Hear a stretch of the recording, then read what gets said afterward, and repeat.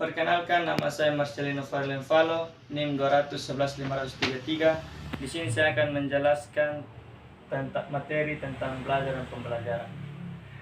Di bab pertama, kita akan belajar tentang teori belajar dan pembelajaran. Di dalam teori belajar dan pembelajaran terdapat pengertian belajar dan pembelajaran.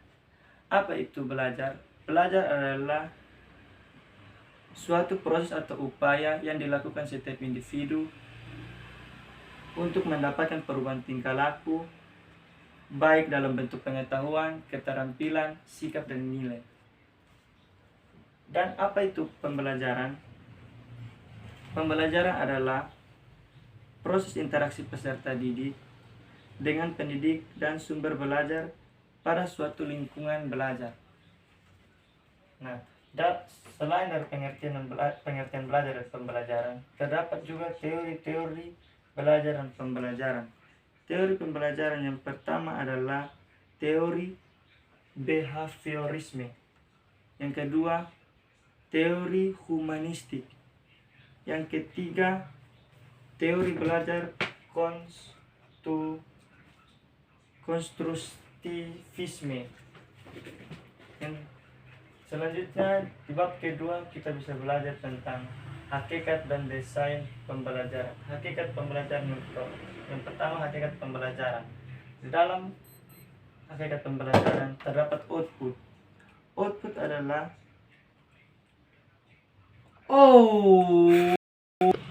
di dalam hakikat dan desain pembelajaran terdapat yang pertama kita harus belajar tentang hakikat pembelajaran. Dalam hakikat pembelajaran terdapat output. Output sesuatu yang dijadikan suatu pembelajaran, yaitu mendapatkan hasil setelah melalui proses.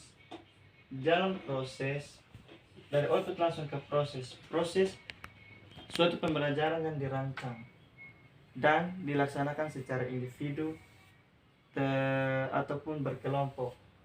Dalam melalui sistem proses, dari proses terus ke input. Input adalah bagaimana kita melakukan pembelajaran yang dirancang dan dilaksanakan. Setelah dari input, kita akan belajar tentang feedback. Feedback adalah informasi tentang hasil-hasil dari upaya belajar yang telah dilakukan peserta didik. Setelah kita belajar tentang hakikat pembelajaran, kita akan belajar tentang desain pembelajaran. Di dalam desain pembelajaran terdapat model-model pembelajaran. Model desain pembelajaran. Yang pertama ada model Dick and Kelly. Yang kedua model Assure. Yang ketiga model Gerald dan Eli. Yang keempat model ADDIE. Yang kelima model Degen. Yang keenam model PPSI. Yang ketujuh model JECAM. Yang kedelapan model ISD. Dan yang terakhir model pengembangan instruksional. Setelah kita belajar tentang desain pembelajaran, terdapat juga metode pembelajaran. Di dalam metode mengajar terdapat beberapa metode yang harus dipakai oleh seorang guru. Yang pertama adalah metode ceramah, yang kedua metode diskusi, yang ketiga metode demonstrasi, yang keempat adalah metode ceramah plus, selanjutnya metode resitasi, selanjutnya metode percobaan. Yang keenam adalah metode karya wisata. Dan yang ketujuh metode latihan keterampilan.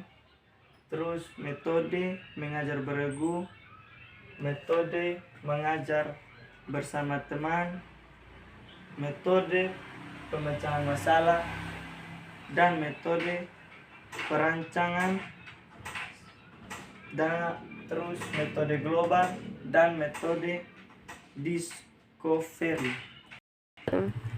Di bab ketiga, kita bisa belajar tentang pengembangan model-model pembelajaran. Di dalam pengembangan model-model pembelajaran, terdapat dua model pembelajaran, yaitu pembelajaran individual atau individual learning dan pembelajaran kelompok atau cooperative learning.